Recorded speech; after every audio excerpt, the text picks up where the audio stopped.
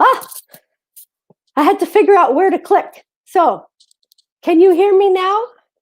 Can you hear me? This is my first time to use StreamYard, so I'm just figuring it out as we go. And so I see we've got a couple of people here. I know there's one lady, I don't remember her channel name.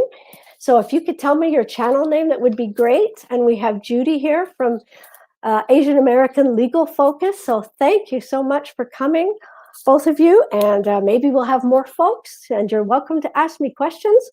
So Happy New Year, everybody. And my name is Debbie, and I have a channel called Debbie Esplin. And on this channel, I do fast, easy, healthy, and now budget recipes. And I also do give you information and tips on food, kitchen, and home. And I just wanted to take, 20, 30 minutes to just kind of talk about 2020 a bit and a little bit about myself, give you a chance to learn more about me, and also a little bit about 2021. And I cut my hair today by myself. I've been dreading to do this since the pandemic started. And I did go for a professional haircut in August, but I don't want to go while the numbers are high. And I couldn't stand it anymore, so I cut my hair. I'm not totally happy with it, but it'll grow out. It is what it is, right? So gotta laugh. You gotta laugh. It's better than crying. That's my motto. So anyway, I wanted to talk a little bit about my YouTube journey very briefly. I uploaded my first video in May 2019, and I've worked in food plants for 17 years. I worked as a production coordinator, or project coordinator, and then I became a QA manager, a quality assurance manager, and then I became a compliance auditor, which meant I traveled to food plants all over around Canada and occasionally also in the United States. Auditing the food plants for compliance to different standards to ensure that the food was safe and of the proper quality and that they met all the regulatory requirements. And in 2019, I decided I wanted to slow down a bit and work closer to home. And so I actually was planning my leaving the food career that I had and that I loved. And I did my last audit in February. And then I was just kind of figuring out exactly what I'm going to do when the pandemic hit. And I decided, well, I'm going to start a YouTube channel. So that's what I did. And it's been a very interesting journey, I have to say. And I totally love it, which surprises me because I wasn't sure I would, but I actually really love it. So in 2020, so the pandemic hits, right? And I haven't yet started my channel because I had some professional commitments to take care of. So I didn't actually start my first video till May. But in the meantime, Monday night band practice, which I play flute in 2 bands, stopped. Wednesday night band practice stopped. Thursday night bagpipe classes stopped. Friday night skating with the family stopped. Swimming 2 or 3 times a week stopped. Going to the gym 2 or 3 times a week with my friends stopped. It just all stopped. And I haven't done, well, in the summer, we played music a little bit together, but I haven't done those other activities at all since March 2020. And that's very hard because they kept me in shape physically. They kept me in shape spiritually and emotionally. And they were really an important part of my life. I'm still playing music, but I have to say, it is very hard to stay motivated to practice your instruments when you don't have something like a group to play with or lessons or something to keep you motivated. But I am participating in some virtual bands with the flute, so that keeps me motivated to practice. But that's definitely, for me, one of the really hard things, and especially because I'm an amateur musician, I'm not a professional. So our groups are shut down. We're not allowed to operate right now in the area where I live. And some of the professional orchestras are still rehearsing and producing music, but not the amateurs like us. So that's definitely one of the hard things. Another one of the hard things is just the death rate with COVID. It's really hard. I've had family who've had it, but luckily in my case, they've all recovered. Although my sister did die of cancer in the summer, and that's been really hard too. But I think, so I really feel for everybody who's lost a family member for any reason, or a friend, or someone who was close to them this year. And I just want you to know that, my heart is with you. I'm going to start to cry, so I got to change subjects. And also, there's been no birthday parties, and Thanksgiving, we decided to make it a virtual Thanksgiving, and Christmas, we decided to make it virtual, and also New Year's Eve, so, no gathering. We didn't do any of that in our family. We did Zoom, though, and we did, do FaceTime and stuff like that. And we actually had 2 really nice Zooms, one on Christmas Day and one on New Year's Day, with family from all around the world. And one of the amazing things about that is, if it wasn't for the pandemic, we never would have gone to a video chat solution in order to connect. But because we had video chat, I figured, well, let's just invite everybody from around the world who's our family. And that's what we did. And we had an amazing time. And so now we have actually created a new tradition that we're going to carry forward to the future, even if we get together physically with the family that is, local. We'll still have a long distance video chat to include the rest of the family, maybe at the same time, or maybe at another time. But so, one of the things that I think it's really important to take out of this pandemic is that there is always a silver lining in every cloud. And I have a motto which is change brings opportunity. And so there is always opportunity in every change, and every problem and every mistake is an opportunity to learn. And so one of the things that I'm really pleased about is that we found this video chat solution, and now we can have Christmas with the big family, not just the little family that lives nearby. So that's one of the good things that I'm going to take out of 2020 and bring forward into the future. And if you haven't looked at any of my videos, if you don't know me that well, then I just finished an ebook on how to survive the pandemic and lockdown isolation, and it includes recipes and tips on how to keep a positive mental outlook, how to keep your spirit healthy, exercise, connecting with nature, and it's free. So I'm going to link when I upload this video to YouTube, I'm going to put a link in the video description where you can go download the free ebook if you want to have 87 tips. There's actually 90, but the title is 87. I threw 3 in at the last minute, so it became 90. But if you want to have a whole bunch of tips to help you with the pandemic and isolation.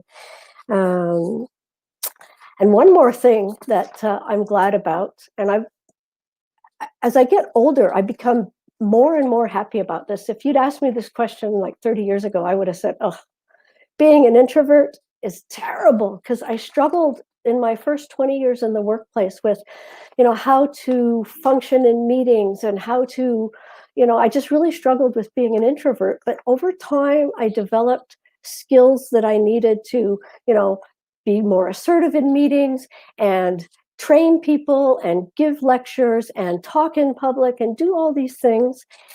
And that was really useful. But now in the pandemic, also because we are in isolation, I'm finding that being an introvert is actually, I think it's harder on the extroverts, the isolation, than the introverts. And maybe I'm wrong. You can always post a comment if you want to know if you don't agree.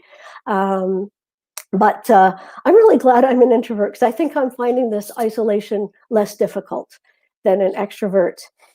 And I'm going to talk more about that in a minute. So being a YouTuber in 2020, like, I had never done video ever. I had done still photography.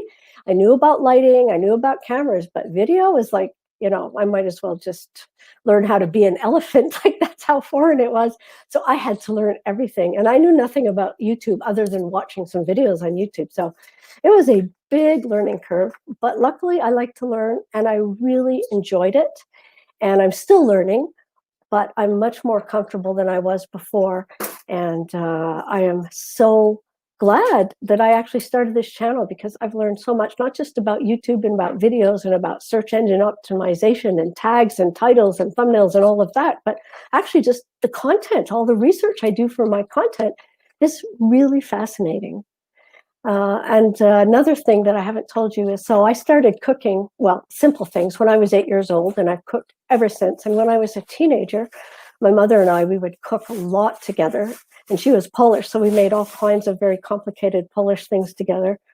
And I've got my husband in here. He's distracting me. He's getting a snack. So give me a sec while I collect my thoughts. He's waving hi. One day he will join me on my channel, but he says not yet. No, I'm talking to my audience. So where was I? Yeah, so cooking. So I have cooked all my life. I love cooking. I always wanted to have a restaurant. I always wanted to have a catering service or a bakery. I always wanted to do something with food. In the end, I ended up working in a food plant. And I like to barbecue. Oh, yes, my husband just said he likes to barbecue. So we love to have, good food, but I also like to do it. I'm not extravagant, so I like to try to do it on a budget when I can.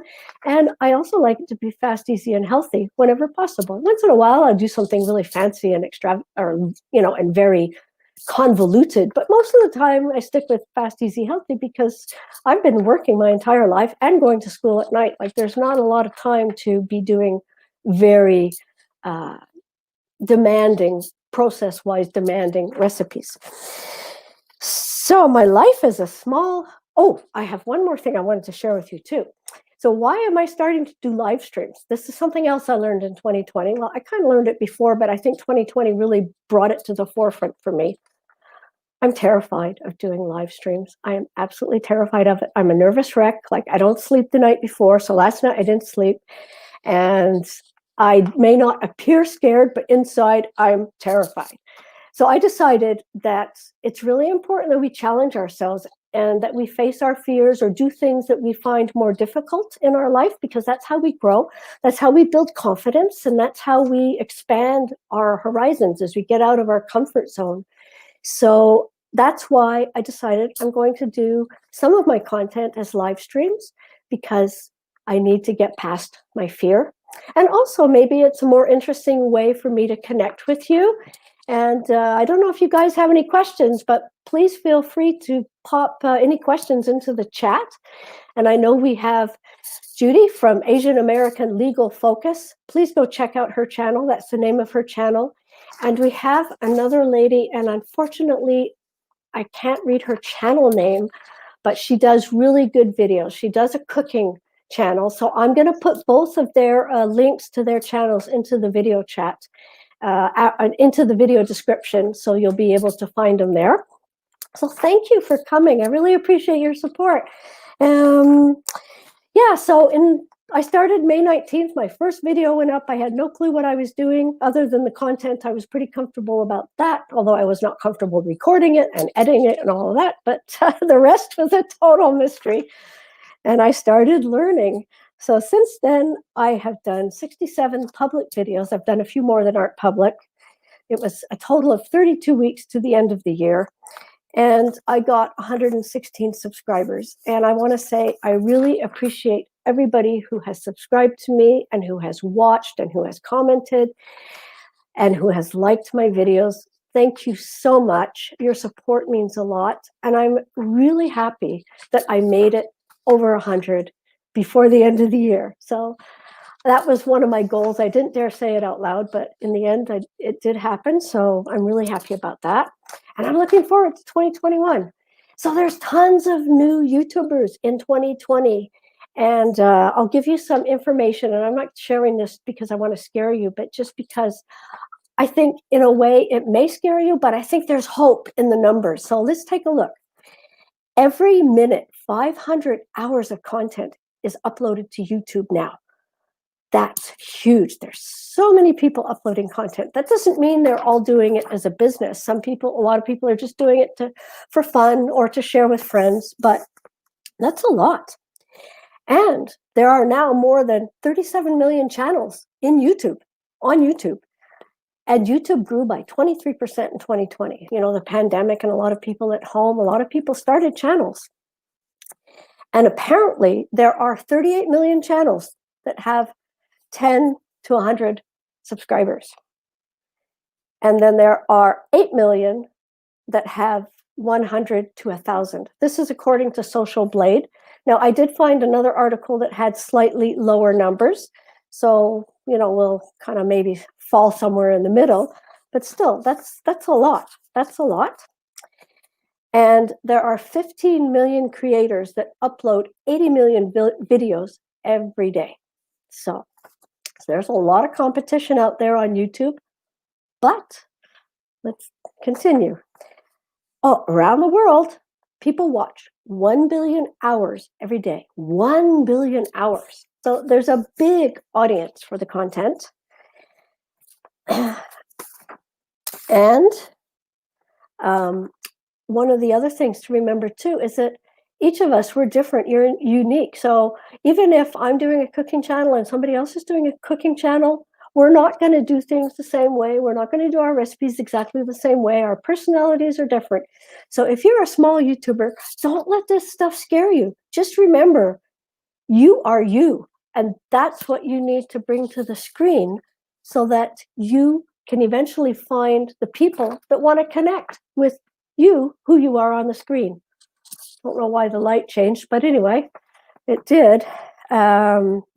So I think being a YouTuber is a very interesting career choice. It's also a very interesting hobby, and some people may just do it as a hobby, and that's fine.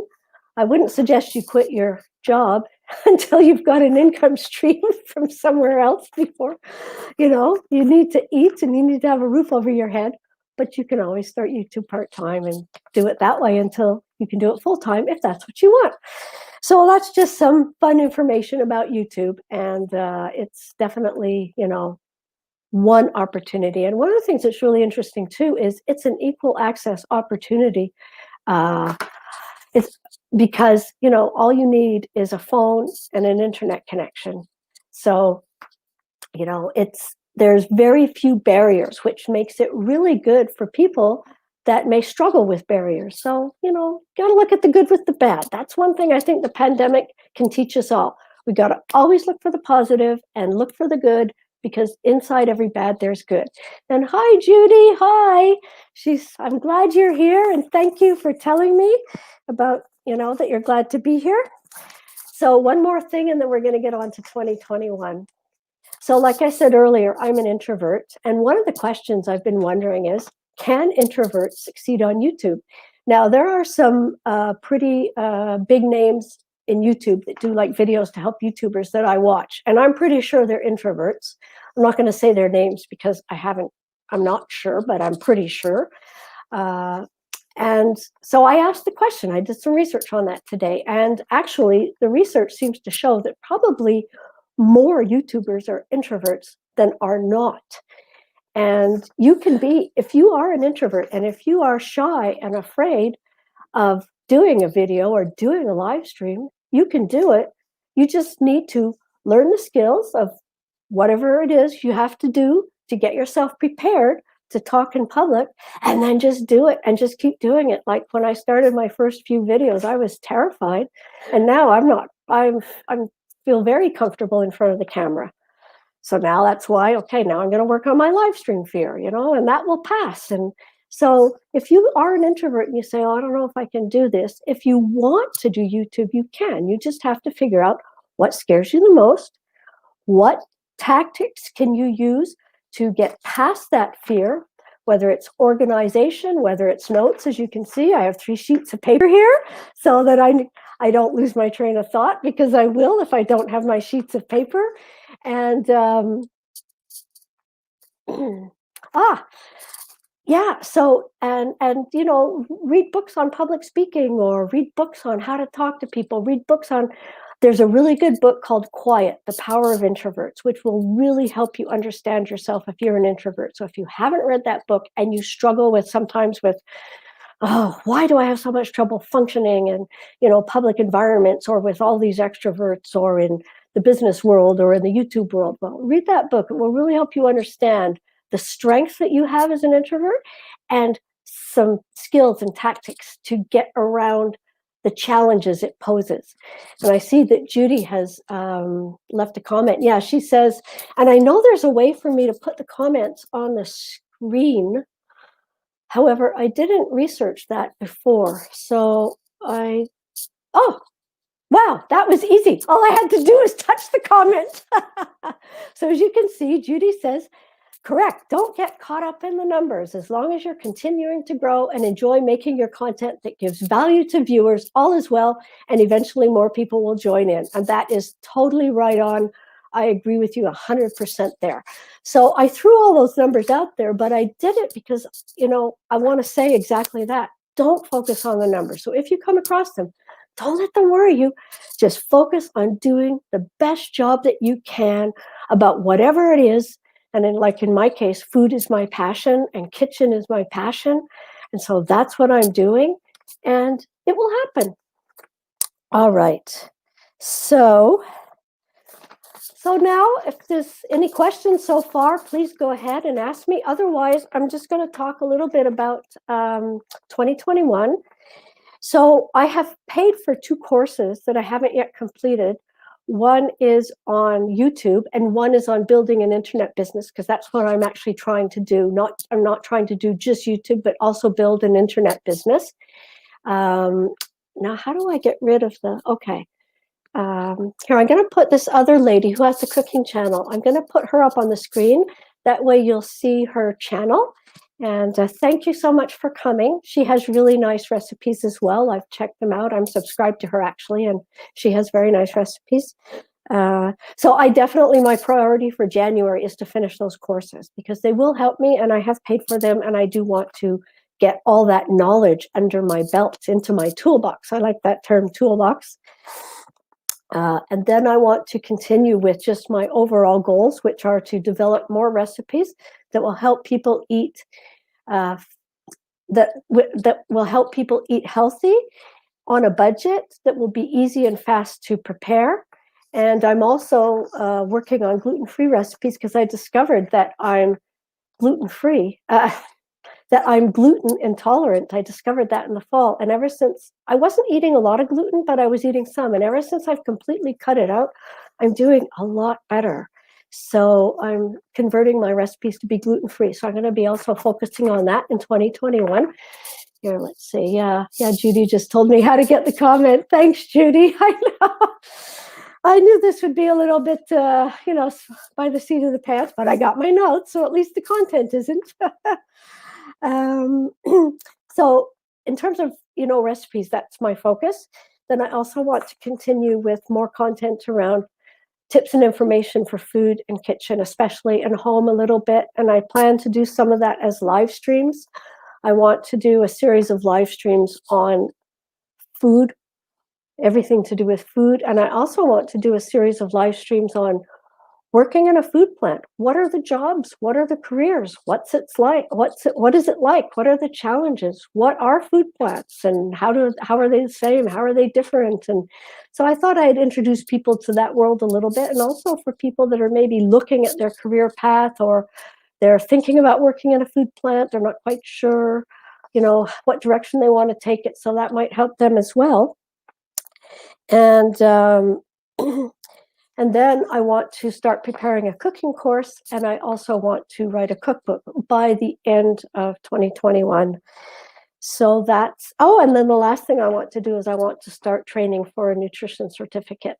I do have nutrition training because I took a food science certificate, but I don't actually have a full certificate in nutrition. So that's kind of what I would like to do in 2021, and my goal is to continue bringing you value in terms of recipes and information about food, a little bit about food plants, and then adding that nutrition certificate component will then make me a much more able to give you good value in terms of not just food, but also the nutrition aspect around food. So that's really what I wanted to share. And if anybody has any more comments. Oh, okay, so let's see. Yeah. Oh, yeah, I love healthy cooking. I've been doing healthy cooking for years. I've always been very health conscious and exercise. I love to exercise. I'm going to take 2 minutes to tell you a few of my favorite hobbies other than music, which you probably figured out already, because if I'm playing in 2 bands and taking bagpipe classes, I'm obviously love to play music instruments. I love to exercise. I love to jog. I love to cross country ski. I love to skate. I love to swim. I love to hike. I love to kayak. I love to camp. I love being outdoors. I love nature. I love to read. I love to knit. I love to sew. So that's kind of, and I love my family. I love being with my family. So that's kind of just a little bit more about me. Oh, hi, Lily. So we have Lily here now, and Lily also has a cooking channel that's very good. And thanks for coming, Lily. And we also have, I've also got Facebook. Sorry, Facebook people, I haven't been looking at you, but I've got a few people on Facebook, Louise and June and Mary. Thank you so much for showing up. I hope you found this interesting, everybody. And once again, oh, play the bagpipes. Well, okay, so in December, I did 17 videos and I wrote a 60-page ebook. So I haven't practiced for a month any instrument. So it'll be a little while before I play bagpipes on my channel, but when I feel comfortable enough that I'm back into my stamina, I will play something on my channel for you. How's that? Okay? I promise. It'll be in 2020. I'm just not going to promise when. Anyway, it's a lot of fun. Playing music is a lot of fun. Bagpipes are a hard instrument, but what happened? I don't know. Okay. So thanks so much for everybody who came, and thank you so much for everybody who's going to watch this in the future. And you can always post comments and ask me questions. And I look forward to seeing you in my videos in 2021. And I look forward to, finding out more what people would like to have in terms of content from me, and hopefully gaining more subscribers and putting out a lot more good stuff. So thanks a lot, everybody, and Happy New Year, everyone. Please stay safe and please stay well, and Happy New Year also. And I will see you in the next video. Bye. Thank you so much for coming. Bye. Thanks a lot for coming.